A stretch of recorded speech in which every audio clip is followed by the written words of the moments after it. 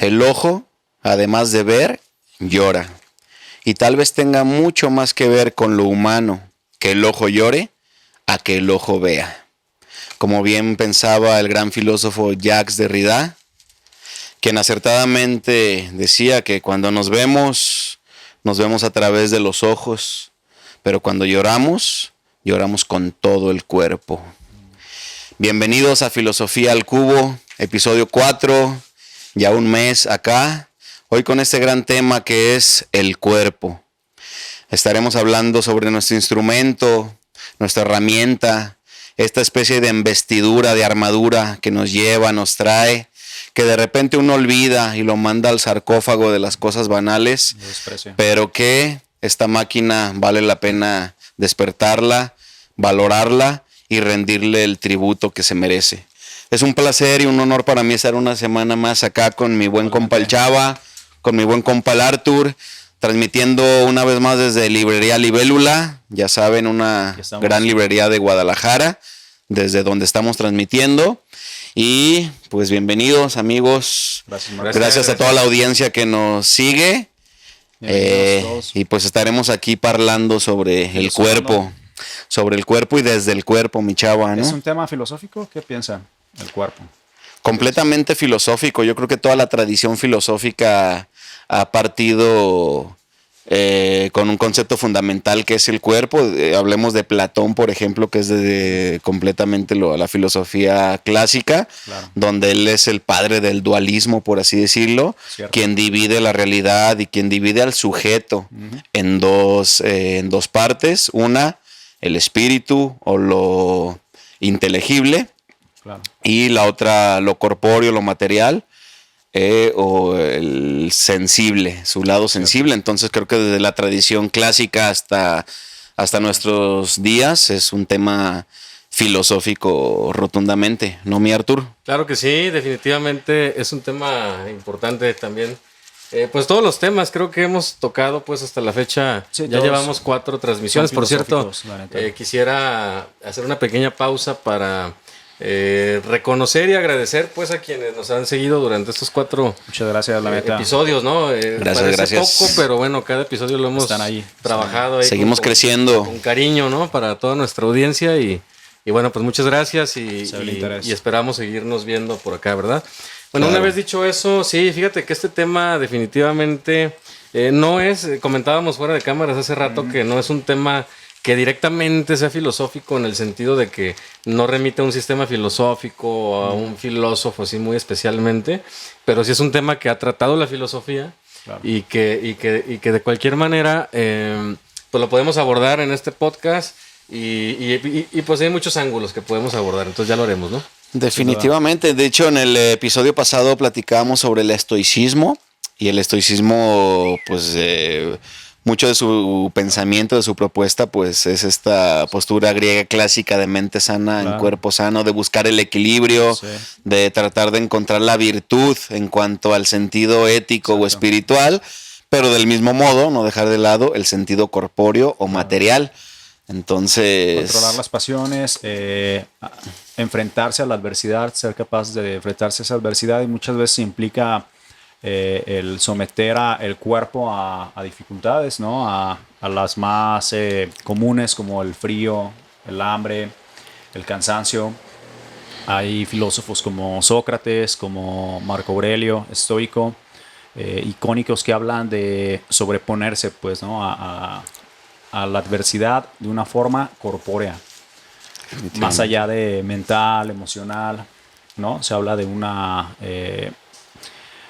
resistencia, ¿no? De un someterse a la adversidad físicamente, y que es algo muy, como mencionabas, muy propio de la antigua Grecia, y que también, como comentabas un poco, empieza a haber desprecio del cuerpo.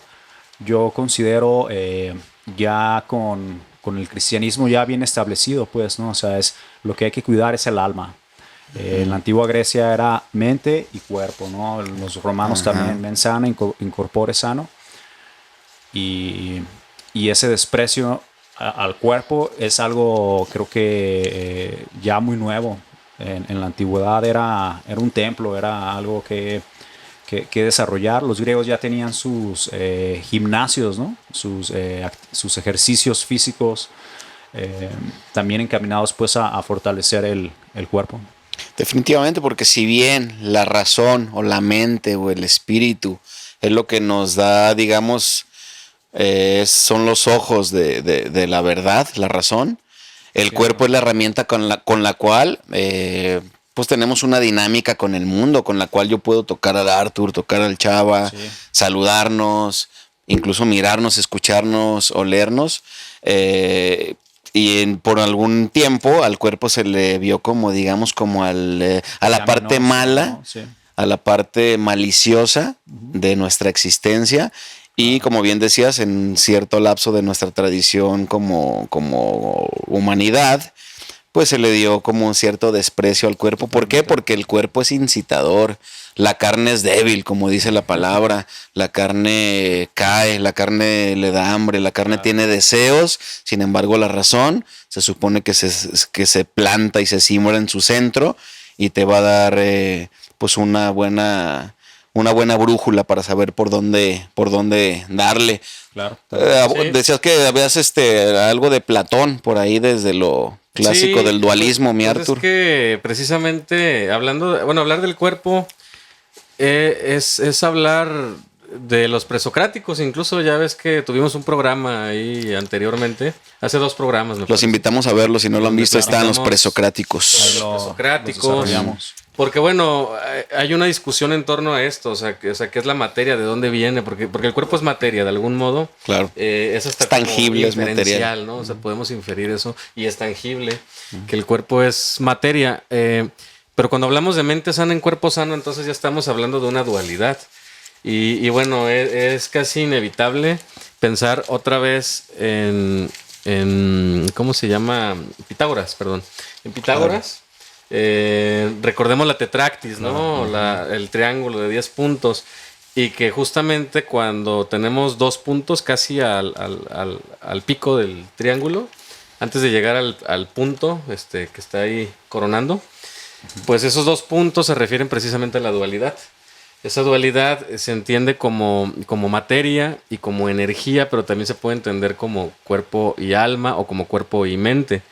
Entonces hay una dualidad bajo esa concepción de las cosas. Pero luego hay otros pensadores como Platón, quienes ya no hablan tanto de una dualidad, sino más bien de una relación. Es decir, la mente y el cuerpo están relacionados. Y lo que pasa con el cuerpo afecta a la mente y lo que pasa con la mente afecta al cuerpo. Aunque en el caso de Platón la mente está por encima del cuerpo, pero de todas maneras existe esta relación, ¿no? Creo que será ya posteriormente, más como a la Edad Media o un poco después, cuando ya se habla de esta relación más simbiótica, ¿no? Así es, Platón, por ejemplo, ya mencionándolo en su etapa de los textos de madurez de Platón, denominado el Fedón, que se supone lo escribe por ahí a sus 38, 40 años, que ya era una etapa bastante madura para digamos, expectativa de vida de la antigua Grecia, donde en el Fedón ni nada más ni nada menos le dice a Sócrates, porque recordemos que el Fedón es el último diálogo en el que Sócrates participa como una persona viva, como un ente vivo, es la última vez que platica con sus amigos, y por ahí tiene un diálogo con Cebes, se llama, quien está el interlocutor con Sócrates en este diálogo de Platón, donde le dice que el cuerpo es la cárcel del alma. Y a partir de esta frase creo que se entiende mucho la tradición que se va a desprender en toda la modernidad, incluso se sigue siendo influencia. Esto de que el cuerpo es la cárcel del alma, pero hay que entenderlo pues de que esta frase y esta concepción, esta analogía y este problema filosófico pues se remonta hasta siglo IV antes de Cristo. Pues Platón, pues, ¿no? A Platón precisamente. De hecho, pues eso me hace pensar en esta alegoría platónica sobre el carruaje. ¿Se acuerdan de esta alegoría del carruaje? Sí. Que tenía 2 caballos, un caballo blanco y un caballo negro. Sí. Y había una especie de jinete que conducía a los caballos, pero los caballos no estaban de acuerdo, es decir... eran antagónicos hasta cierto punto. Hacia un lugar, ajá, exactamente. Ambos eran pasionales, los 2 caballos eran pasionales, pero se hablaba de 2 tipos de pasiones. Por un lado, hablábamos de la pasión de del cuerpo o de las pasiones como más viscerales, pues. Y por otro lado hablábamos de las pasiones de la razón. Pero la razón también tiende pues a apasionarse, como cuando uno discute, como cuando te involucras en un debate muy acalorado, por ejemplo. Ahí hablamos de pasiones de la razón, ¿no? Son como pasiones intelectuales. Y decía Platón que, bueno, ese jinete era algo así como la mente, precisamente, porque la composición de los dos caballos más el jinete era el alma, ¿no? O sea, los dos caballos y el jinete juntos en conjunto pues eran el alma. El carruaje se podría entender quizás como el cuerpo. Entonces el jinete, que viene a ser la parte de la mente, conduce el carruaje, es decir, el cuerpo, hacia una pasión o hacia otra, pero lo que tiene que hacer es equilibrarlo. Porque si te vas por la pasión racional, aparentemente sería bueno, ¿no? Porque subirías. Pero bueno, recordemos lo que le pasó a Ícaro, ¿no? Hablando de mitología. Por ejemplo. Puedes llegar al sol y quemarte las alas, ¿no? Exactamente. Y si por otro lado permites que el caballo negro te lleve las pasiones viscerales, entonces decía Platón que aterrizabas en este mundo en el que estamos nosotros ahorita. Era como una suerte de reencarnación. Y él decía que esta vida era como un tipo de, pues como de infierno, ¿no? O como un cierto purgatorio. Como purgatorio, viéndolo en un sentido. Un puente, pues. Como en analogía cristiana sería como un purgatorio. Y entonces en este purgatorio, pues nosotros todos, o sea, nuestra audiencia, ustedes, Mario Camarillo allá detrás de cámaras y todo mundo estamos pagando el precio. Estamos aquí porque estamos pagando el precio de no haber sabido equilibrar a nuestros caballos, ¿no? Y eso ya remonta y eso es estoico hasta cierto punto. Adán y Eva, ¿no? También un mito canónico, ¿no? De origen, de Génesis. Habla de la desnudez, ¿no? Del cuerpo y de cómo cuando Eva se come la manzana, caen en cuenta pues de eso, ¿no? Caen en cuenta de su cuerpo, de esa desnudez y cómo está presente ahí, ¿no? También ese experimentar todo lo que el cuerpo experimenta, ¿no? El frío, el hambre. También pues en los mitos originarios está presente el cuerpo, más o menos como lo que comentabas, pues, ¿no? Se cae a esa especie de infierno en la tierra, ¿no? O tierra diagonal infierno. Como venir a pagar, pues, ¿verdad? Claro. Algo. Claro. Sí, como una especie de preámbulo hacia lo bueno, ¿no? Que era la concepción platónica también. Ellos, o más bien Platón y toda esta tradición, pensaban que el alma iba a trascender, o que más bien no iba a trascender, que el alma trascendía al cuerpo, sí, y que el cuerpo era simplemente, digamos, como un objeto, y que el alma más bien era como un sujeto perfecto. Y pues toda esta tradición del dualismo a su vez se ve consagrada ni nada más ni nada menos que en la filosofía moderna por René Descartes, quien retoma a Platón para postular a través de su método de la duda, este dualismo, su duda metódica, este dualismo, y de afirmar que somos dos, que somos dos partes, no que somos dos, más bien que somos dos partes, que estamos partidos por mitad en cierta medida. Para Descartes lo definió como la res cogitas, que es como la cosa que piensa, y la res extensa, que sería el cuerpo o las cosas que son tangibles y materiales. Como todo en filosofía, será después superado, entrecomilladísimo esto, será refutado, eso sí, por el monismo, que uno de sus principales exponentes sería Spinoza, quien aseguraba que todos compartimos, y todo lo que es comparte exactamente la misma sustancia, es decir, a Dios. Él era un filósofo panteísta que un poco trata de ser el pegamento entre esta tradición dualista desde Platón hasta Descartes, que concebían al sujeto como una especie de dicotomía, como una división que andaba por ahí con su espíritu y aparte con el cuerpo, y la tradición monista más bien afirma de que somos una sola cosa. Yo te pregunto, mi Arthur, ¿se puede ser sin el cuerpo? Sí, claro que sí. Definitivamente, viéndolo desde la ontología, pues porque esa es la rama de la filosofía que da cuenta del ser, la ontología. La ontología habla de 3 tipos de seres, ¿no? Habla de los seres materiales, habla de los seres ideales y habla de los entes axiológicos. Entonces se habla de que, bueno, el ente material, pues de los materiales que podemos palpar, ¿no? Como aquí el mueble, la madera, la mesa, la realidad física. Ese es el ente material. Está el ente ideal que nos remite, pues, precisamente a las ideas. Los números podrían ser un ente ideal. Un número no puedes capturar el 5, pero existe el 5. Que tiene relación con las entidades materiales, pero son entidades ideales. Figuras geométricas. Figuras geométricas, sí. Y ya... El axiológico. Y ya el axiológico, bueno, hay una polémica en esto, hay como un debate ahí. De pronto Ortega y Gasset, mejor dicho, Gauss. Fue directamente José Gauss quien postuló que los entes axiológicos no eran seres, pues, porque son valores, ¿no?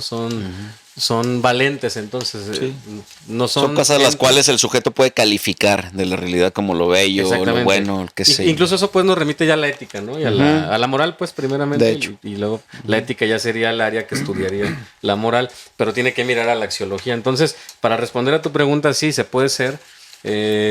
Aún si no fuera yo, por ejemplo, el día que muera, habrá al menos una parte de mí que seguirá aquí degradándose, que será mi parte corpórea, mi ente material. Y si, por ejemplo, digamos que yo escribo un libro y ese libro contiene ideas, ¿no? Y esas ideas de alguna manera provienen de mí, pero también se pueden degradar, porque también tienen que ver con las épocas. Puede ser que en una época sea bien recibido y en otra mal recibido. Incluso el lenguaje en el que fue escrito ese código puede ya ser Quijote, ¿no? De Cervantes, obsoleto o no usado. Todavía existe. Lenguas todavía muertas. Es. Sí. Pero bueno, no existe en cuanto a ideas, existe en cuanto a las reproducciones físicas, porque también hay que aclarar eso, ¿no? Para que algo exista tiene que ser material. Es decir, la ontología habla de esto. Solamente lo material existe, las ideas no existen, sí son. Pero estás diciendo que sí puede ser sin cuerpo, entonces. Exactamente, porque sería existir no es lo mismo. Y esa es la parte donde hay que aclarar, pues. O sea, muchas veces creemos o podemos pensar que ser significa existir y no. Por ejemplo, una idea no existe, pero es. En tanto que idea es. La ontología le confiere ser. Entonces, bueno, es un tema que se puede desarrollar muchísimo, ¿no? Pero a grandes rasgos podemos decir eso. Se puede ser sin el cuerpo, ¿no? Aunque el cuerpo, digamos, sea el vehículo el cual nos lleva, nos pone, nos expone, incluso nos da la facultad de poder decir un discurso. En este momento yo estoy hablando y discursando esto que estoy ahora mismo diciendo a través de mi cuerpo, pero ¿tú cómo ves este tema? ¿Se puede hacer sin el cuerpo, mi chaval? Yo estaba pensando también más o menos en la línea que compartía el Arthur, de que ya posteriormente un monismo, pero ahora psicofísico, como se trata en la filosofía de la mente, concibe al ser, pues, ¿no? Al ser humano como la materia, ¿no? O sea, es lo que hay. Si la materia deja de estar, se deja de existir, se deja de ser, pues, ¿no? Y ya ahí plantea cuestiones, pues, como de no existencia inclusive de la mente, pues, ¿no? O sea, existe lo mental, ni siquiera del alma. O sea, lo que está físicamente es lo que hay, ¿no? Y luego también pensaba, por otro lado, en otras ideas como las de que Tim Leary las desarrolla en un libro que se llama El Trip de la Muerte, de cómo buscar perpetuar la vida humana, y lo busca a través de técnicas como ahorita también comentábamos antes de empezar, de la criogenia, también de conservar el cerebro, de guardar muchísima información de alguien, por ejemplo su voz, ¿no? O sea, grabar mucho, sí, hablando. Creo que las inteligencias artificiales van por ahí, ¿no? Sí, hay unas, ¿no? Sí. Entonces, como que puedan editar tu voz, ¿no? También así como para que te expreses, ¿no? Para que sigas hablando. Guardar un montón también de documentos y archivos de video, ¿no? Así como lo que decía Arthur también.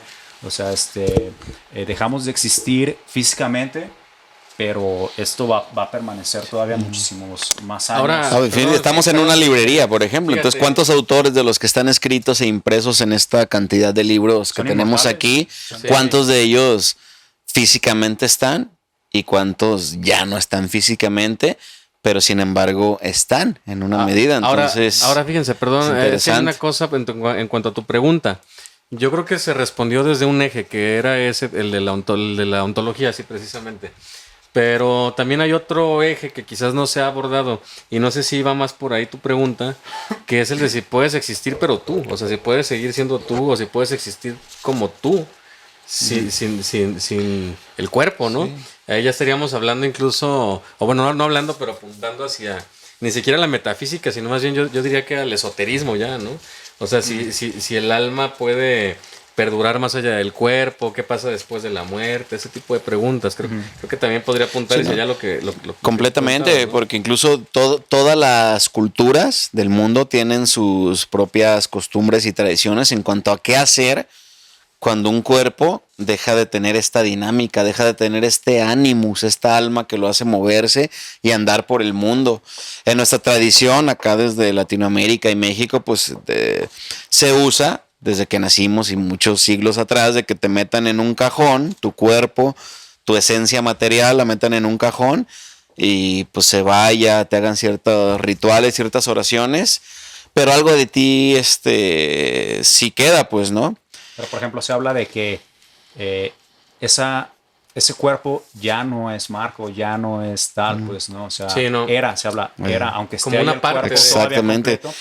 Y también un poquito creo que podría decirse a la inversa, cuando por ejemplo a una persona por diferentes causas se le tiene que amputar una parte de su cuerpo, no deja de ser él, pues no deja de ser esa persona. Entonces estamos hablando pues de... Si nos dicen, es el pinche, es el chavo al 80%. Parte de chava, ¿no? O sea, exacto. Ese es un debate que de hecho apunta porque el cuerpo es una parte constitutiva, más no es la parte esencial. Este punto ya va como un poco hacia lo antropológico, también porque ya nos hace cuestionarnos cuáles son las notas constitutivas. Sí. Del ser humano, o sea, en este caso Lupe lo toma Chava, en las causas, ¿qué te hace ser quien eres, no?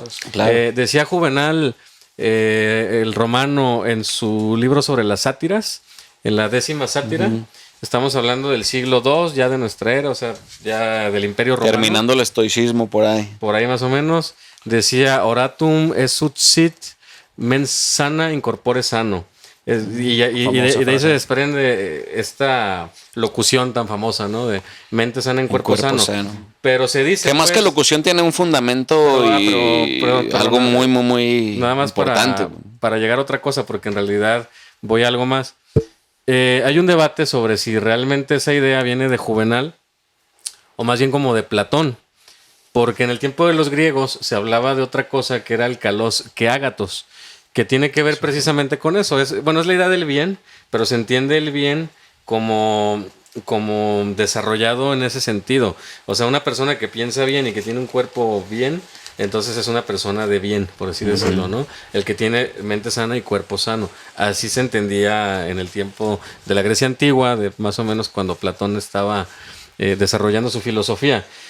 Entonces, bueno, la versión oficial es que es Juvenal quien dice esto por primera vez, pero sí hay un debate ahí al respecto. Y lo que sí cabría la pena señalar, porque no somos historiadores y no podemos ahorita desentrañar eso, pero sí vale la pena señalar que el sentido no es el mismo, porque en los griegos se hablaba de un sentido de construcción, es decir, se trabajaba el cuerpo desde el atletismo, desde el ejercicio físico, desde prepararse para la guerra, por ejemplo, de alguna manera.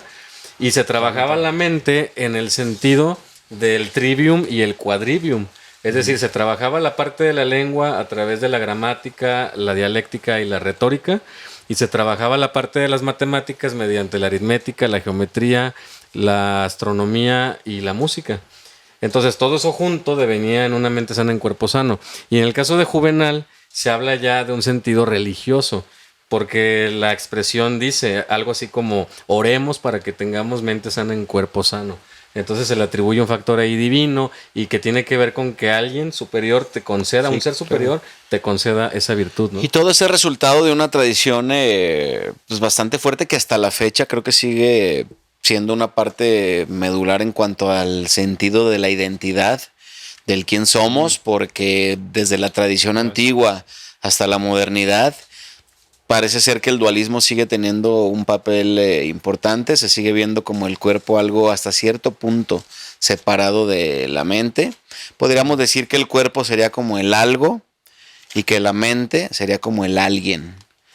Este alguien, en la alegoría, por ejemplo, platónica del carruaje y los caballos, pues sería la razón, ¿no? Sería ese jinete que va dándoles guía a los caballos en este pues dualismo. Y a veces no quiere obedecer, lo tienes que domar. Exactamente. O sea, el cuerpo se resiste, pero tú es a lo que iba, domar, que así como Platón decía en Fedón, que el cuerpo es la cárcel del alma, porque el cuerpo, digamos, era un vehículo, una navecita que le permitía estar por aquí un rato en el mundo deambulando, participando, haciendo dinámica su existencia, pero que el alma era el tripulante, era más bien quien iba a trascender a ese cuerpo. El cuerpo hoy en día también se puede ver en sentido contrario, como lo planteaba Foucault años después, que decía Platón estaba un tanto equivocado. Más bien el cuerpo es la prisión del alma, ¿no? Porque tu cuerpo te pide cosas que tu alma, con toda esta influencia ética, con toda esta influencia tradicionalista, con toda esta influencia de normas y normalizaciones, le va a impedir a tu cuerpo, más que en sentido contrario, expresarse de su manera más pura, de su manera más espontánea incluso, y de su manera más auténtica. Sí. Entonces también es interesante ver esta vuelta que Foucault da ahora, fíjate, años después, en el 60 y en los 60, en el 67, creo que es donde postula Foucault esta digamos refutación, o más bien este volteo que le hace a la idea platónica. Pues, ¿no? Fíjate, recordemos que los romanos pues finalmente conquistaron a los griegos, ¿no? Entonces hubo una tergiversación de varias cosas. Bueno, obviamente hubo una apropiación de ideas, varios mitos, varias costumbres, el arte, varias cosas ahí. Bueno, muchas positivas y algunas también que podríamos hablar en otro. Toda guerra, pues cuando hay una parte que domina, que conquista, a otra parte que es la que pierde, que es la que es sometida, pues entonces se transforman algunas de estas cosas. Hay interacciones. Cuando digo cosas me refiero a lo cultural, pues hablo de cosa como ente cultural, ¿no? Para aclararlo.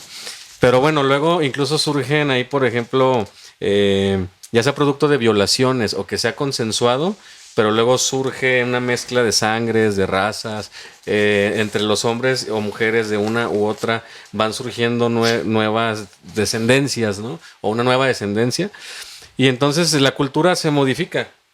Y la cuestión aquí es que, bueno, los griegos, pues tendían, ya lo hemos hablado en otros episodios de este podcast, los griegos tendían a la virtud, pues, o sea, la idea platónica es ir hacia la virtud. Y los romanos, no digo que no, pero sí era una concepción, una cosmovisión totalmente distinta, porque acuérdense que hasta tenían los vomitoriums para poder comer más, ¿no?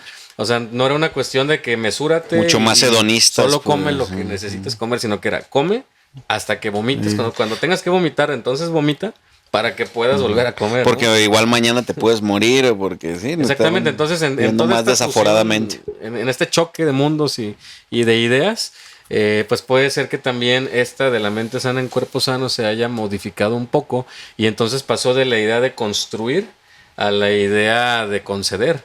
De que de alguna manera, si tú eres una persona que está entregada, como decías, al hedonismo, pero un hedonismo no bien desarrollado, porque el hedonismo no es que sea malo. También ya hablaremos de ello. Hay hedonismo moderado, hay hedonismo racional, incluso hay quien le llama. O sea, mucha gente cree que el hedonismo por sí solo es como peyorativo, negativo. Pues. Sí, en sentido moderno. Y no necesariamente, ¿verdad? Excesos. Nada lo sería necesariamente. Pero yo sí quisiera puntualizar el hecho de que al final los romanos eran más de excesos. Los griegos eran más mesurados en su cultura y los romanos iban más hacia los excesos. Entonces luego, por eso creo que de ahí esta idea de mente sana en cuerpo sano se transformó hasta llegar al punto de creer que no te correspondía a ti necesariamente esto, sino que también tenía que ser concedido pues por alguna divinidad, llámese Dionisio, ¿no? Llámese, pues algún poder supremo, algún orden divinidad supremo. Sí, toda la tradición clásica es lo que se veía. Ya los debates contemporáneos incluso te plantean o incluso tienen como eslogan mi cuerpo, mi decisión, pues, ¿no? Eso es un debate bastante contemporáneo, porque si bien estamos hablando de que dualismo, de que monismo, el cuerpo se veía desde ángulos mucho más reducidos que los argumentos tan robustos y tan enarbolados y elaborados que vemos a día de hoy. Cómo se habla de 70 y tantos sexos o identidades, pues, aparte de la heterosexualidad y la homosexualidad. Aparte se hablan hoy en día de otras maneras de definir a tu propio cuerpo. Y retomando también un poco a Derrida, este filósofo que pues que es quien pone sobre la mesa del debate la palabra o el concepto de construcción, que deconstruir no significa vaya a destruir, no significa que tienes que acabar y colapsar con lo que había, sino que más bien se trata de, a partir de lo que han hecho contigo, hacer una pieza nueva, pues, ¿no? Y claro, todo esto nos remonta también a la cuestión del lenguaje de las palabras y su significado, pues, ¿no? Cómo las palabras le dan identidad o le dotan de ciertas cualidades o virtudes a cierto sujeto o cosa, pero que esto para nada es algo físico, es algo estático, sino que al contrario, pues. ¿Tú cómo cuidas tu relación mente-cuerpo? Yo la verdad es que por momentos la he descuidado, pero por momentos como el día de hoy, que de hecho quiero hacer del saber de nuestra querida audiencia, que elegimos este tema del cuerpo, ya que terminando el podcast de la semana pasada, donde hablamos sobre los estoicos y la fortaleza, la virtud, ir por más, volverte fuerte y estar sereno aparte de eso, se nos ocurrió que el cuerpo podría ser un gran tema y ese día también tomamos la decisión de tomar cartas en el asunto y despertar a la máquina, a nuestro vehículo. Y operarnos. E ir a que nos hagan ciertas... de ir a tomar cartas en el asunto y activar nuestro cuerpo, despertarnos en el sentido pues de la actividad física, recordando a Aristóteles, el cuerpo es el instrumento del alma. Y si tú quieres llevar a buen puerto o a buen fin tu alma o tu proyecto, pues el cuerpo, entre más fuerte y sólido lo tengas, pues más posibilidades tendrás de llegar a ello. Pues entonces yo creo que ahí vamos mejorándolo. Oye, si ahí la llevamos. Quien decía que era una lástima... Sócrates se la atribuye. Era Sócrates, ¿verdad? A ver, hablando de esa frase tan bonita, mi chava, que tú sí la predicas con el ejemplo. Se le atribuye esta frase de que es una lástima ver a un hombre llegar a su edad madura o a su vejez sin haberse dado cuenta de la capacidad o de la fuerza de la que es capaz su cuerpo o de la que es capaz el cuerpo. Tú lo has llevado al extremo, ¿no? Sí, ya casi ya anda reventando playeras. y estoy de acuerdo con esa frase. Creo que sí es una idea muy, muy clásica, ¿no? La de cultivar el cuerpo. Yo creo que se piensa más por ejemplo, en las estatuas griegas, ¿no? En las estatuas romanas, que buscar la perfección. Exacto, comentabas que había, creo que un desprecio del cuerpo, creo que en la práctica, ¿no? Y ya con el imperio decayendo, ¿no? Así con muchísimo poder, muchísima abundancia de todo. Creo que se presentaban estos casos, pero por ejemplo, los griegos y los romanos en lo ideal consideraban cuerpos bellos, cuerpos simétricos, armónicos, ¿no? Claro, en su arte. Claro, digamos, era como ser licenciado, maestro y doctor, ¿no? O sea, intelectualmente ya llegaste, pero pues cómo andamos del cuerpo, ¿no? O sea, no lo veían, digamos, como algo que se alejaba o que estaba completamente desconectado del logro de llegar a un mejor estatus, sino de que el cuerpo también tiene que ir ahí de la mano, y creo que ahí es donde se consagra y toma bastante sentido mente sana en cuerpo sano. Fíjate que hay una forma así como muy curiosa de verlo hasta más allá del cuerpo, por decir en tu casa, ¿no? cuando limpias tu casa, digamos que no tienes trastes sucios, todo está barrido, ordenado, sacudido, pues trapeado, no sé, tu casa está armónica, bonita, en orden. Yo lo he comprobado porque, o sea, en el sentido de que a veces la he tenido toda regada por ningún lado. ¿A veces? Y de pronto, no, pues sí. No, la verdad que la verdad, sí, está muy bonito el libre albero, no es cierto, broma. Ahí sí debo reconocer que sí cuidamos eso. Pero digo, sí ha pasado que en algún momento por descuido. Todo lo hemos sentido. Por tiempos, no sé cómo sea. De repente dejas caer. Lo dejas caer un día o dos. O más, no sé, una semana, sales de viaje y luego regresas y pues ya en ese tiempo que no estuviste, se juntó el polvo y no sé. Cuando eso pasa, de alguna manera como que te afecta la mente, porque es como si también tu espacio, pues tu casa, fuera una extensión de tu mismo cuerpo y de tu misma mente. Completamente. Y entonces luego limpias, ordenas, pones todo en su lugar y tus ideas pareciera que también funcionan se mejor, acomodan, se ordenan. Y entonces tus acciones son diferentes, ¿no? Completamente. Y esta misma metáfora del lugar limpio, como tu casa, como tu oficina, como el espacio en el que ahorita tú estás, igual tu cuerpo, pues, ¿no? Igual tu cuerpo cuando lo tiras al abandono, o no al abandono, porque suena muy drástico. Cuando lo descuidas y la barriga se te empieza a hacer una panzota y qué sé yo, dejas de poner la atención como esto que... Pero ya dijimos que ya empezamos. Vaya, cuando recuperas estos buenos hábitos y cuando empiezas a recuperarle pues el amor a tu cuerpo, así como ver el espacio limpio, es lo mismo cuando ves a tu cuerpo que se está recuperando, que se está formando mejor, pues también como que hace uno mejor mancuerna con tu mente. Definitivo, y las cosas comienzan a funcionar de una mejor manera. No va a faltar quien te diga que eres un narcisista por eso, ¿eh? Pues no importa que te lo digan, porque pues al final de cuentas tú tienes claro tu objetivo, que es mejorar esta mancuerna entre mente, cuerpo, y eso te va a llevar obviamente pues a un mejor estado, a un mejor yo estaba lugar. Pensando en que creo que en cierto punto también en la antigüedad había, no sé si hablar un desprecio del cuerpo, pero sí a lo mejor un menosprecio, en el sentido de que, por ejemplo, todos estos grandes filósofos,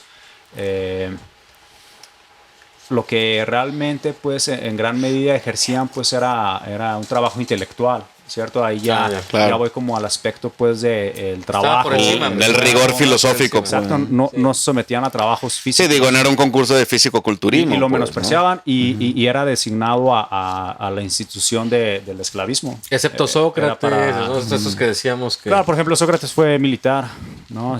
Platón mismo dicen que estaba el de homóplatos grandes. Ajá, como hombros anchos. Hombros anchos, de que estaba mamey, pues, Platón. Y existe como a lo largo, pues, de la historia, ese menosprecio por el trabajo físico. Y luego también me trae a la mente ya, pues, el filósofo que más desarrolla, creo, hasta su culmen, la cuestión del trabajo. Y en relación un poco con el cuerpo es Marx, ¿cierto? Y cómo hay esta explotación. Es la enajenación, ¿no? Exacto, sí. Exacto, sí, por ejemplo, ya no... Oye, Marx tiene que ser un episodio también. Tiene que ser, ya hablaremos de Marx y el marxismo. ¿Cómo se enajena, pues? Un saludo a Francisco Salinas Paz. Salinas Marx. Está viendo, profe. Quienes no lo conozcan, pues es algún día lo conocerán. Algún día lo conocerán. De la facultad, pero además muy entre algunos otros, pero uno de los meros buenos. Ha estado aquí en este espacio. Se siente. Una barba marxista. Se siente aquí un aura de gran sabiduría marxista. Maestro, si lo está viendo, o si alguien cercano en este momento, Salinas Paz, lo puede contactar, que por favor no los ponga. Y quisiera mencionar algo que leía en una historia de la belleza, creo que era de Humberto Eco. Ya ves que tiene la historia de la belleza y la historia de la fealdad, y habla de esta cuestión de cómo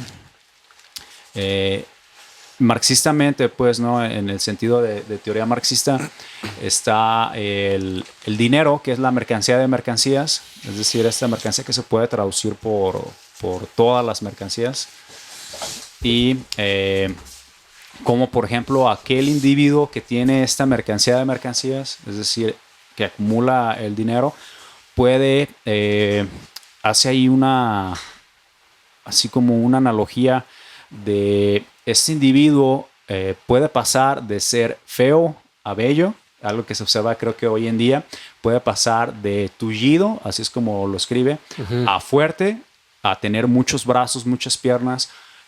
Yo eso lo interpreto más bien, y no recuerdo si venía ahí como, por ejemplo, contratar seguridad, pues, ¿no? O rodearte de un ejército, pues, siendo poderoso, teniendo la mercancía de mercancías que hablaba Marx, teniendo el capital, el dinero, puedes rodearte pues, de individuos que hagan cosas por ti.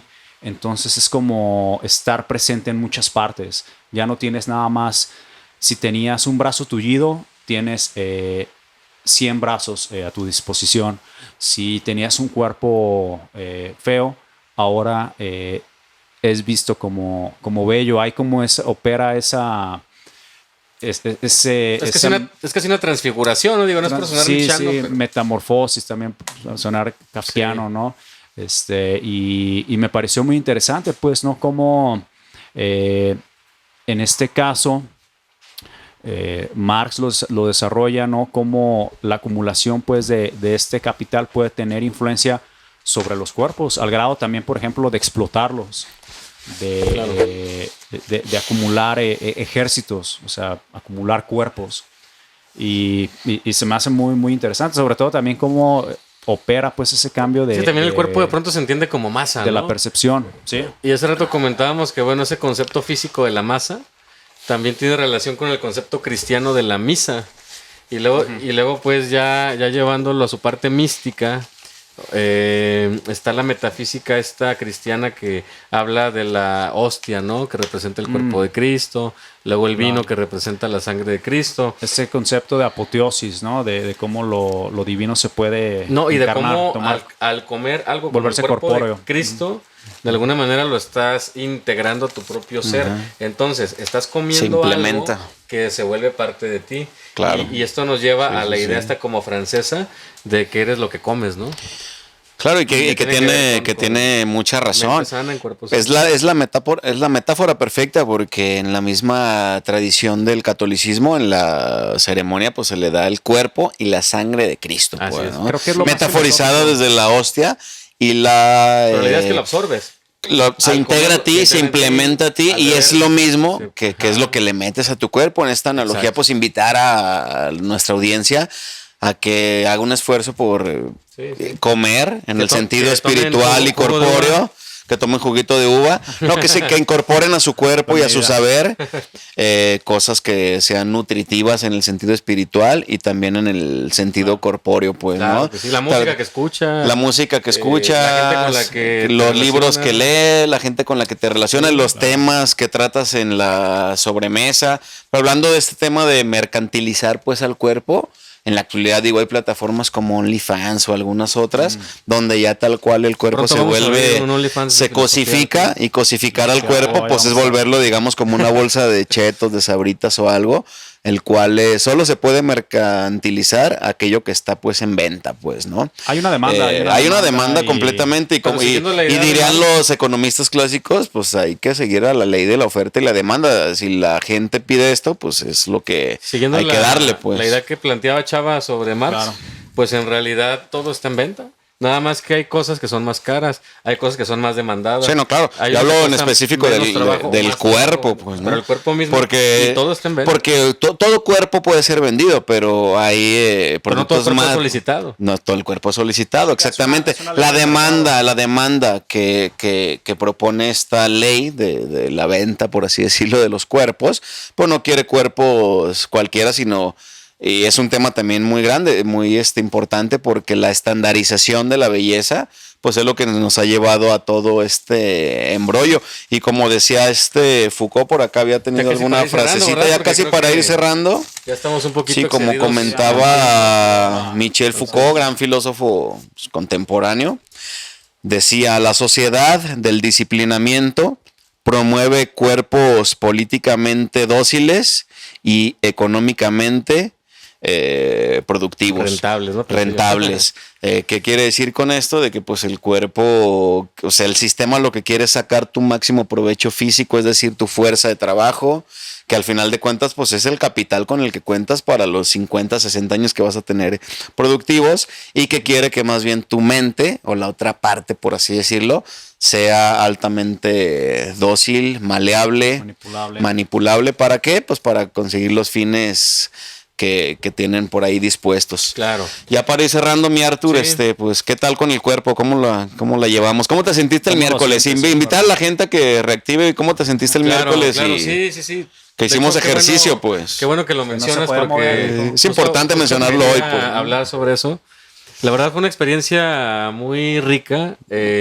Hace mucho que no sentía ese dolor del cuerpo. Incluso al principio, cómo truena, ¿no? Cuando empiezas a hacer el ejercicio y tu cuerpo truena porque definitivamente tiene tiempo que no ha funcionado de la mejor manera, entonces truena. Y luego empiezas a redescubrir esa capacidad que tienes en tu organismo. O la que no tienes. Sí, pero digo la que tienes porque muchas veces ya hay algo en ti ahí que ya estaba ahí, pero que se duerme demasiado y entonces tienes que exigirte más. Tienes que exigirte porque a lo mejor tú te levantas todos los días a las 12 o a la 1 en la tarde, ¿no? Debe haber gente que se levante en la tarde. ¿Tan temprano? Pero si esa gente se exige, pues quien sea que esté en una situación, puede haber depresión y factores ahí de por medio, ¿no? Por supuesto. Pero el caso es que podemos exigirnos y hay cosas que ya están en nosotros. Y ahora sí, como decía Chava, hay cosas que no están, pero las puedes desarrollar. Y esa parte es también muy interesante. Yo particularmente, fíjate que ese día noté este fenómeno de la mente sana en cuerpo sano desde el hecho de que el haber hecho el ejercicio que hice durante ese día me influyó durante el resto del mismo. Y mi trabajo fue diferente. Mi trato con las personas fue otro. Mis pensamientos fueron distintos.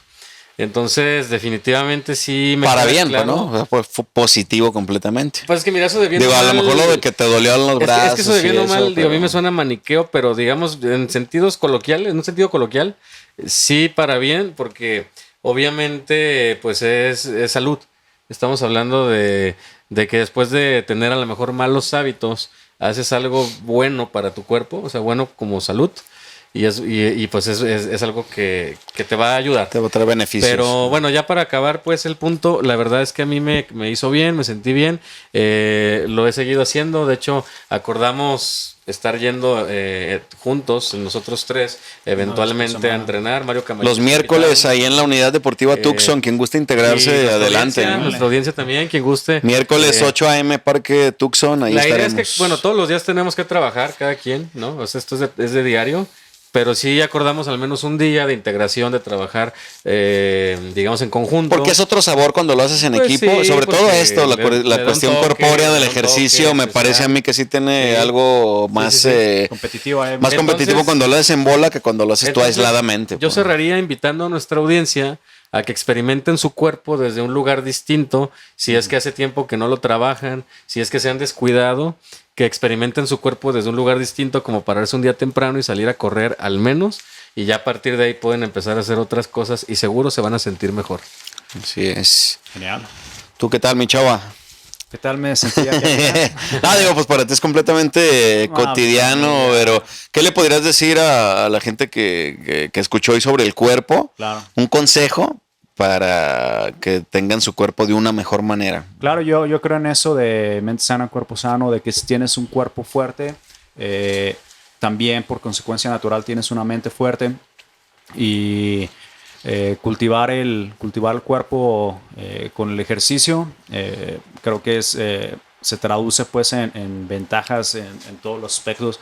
Como decía Arthur, se mejoran tus emociones, ¿no? O sea, estás de mejor ánimo. También ser conscientes del cuerpo, ¿no? Creo que al estar filosofando aquí, somos conscientes pues del cuerpo también como herramienta, como cualquier herramienta pues se puede utilizar para el bien o para el mal, ¿no? O sea, puedes tomar un martillo o una motosierra, ¿no? Y esculpir una escultura de hielo hermosa. O puedes despedazar a alguien, ¿no? Claro. Entonces, yo lo quiero hacer muy bien para luego hacerlo muy mal, pero con estilo. Como Jack el Destripador. y empezaste haciéndolo muy mal ahí. Empezó al revés, pero... Vas a terminar haciéndolo muy bien. Bueno. Y sí, se trata de dar para arriba, ¿no? Y ser conscientes de eso, pues, de que el cuerpo es una máquina, no una herramienta. Creo que también, como decía Arthur, no hay ni malo ni bueno, ¿no? O sea, es buena esa motosierra, depende de quién la maneje. Pues, ¿Y para qué? ¿Y para qué? O sea, puede ser muy mala, pero no es porque sea mala, pues, ¿no? Puedes hacer algo muy bueno, claro, pero no es porque esa herramienta sea buena, pues, ¿no?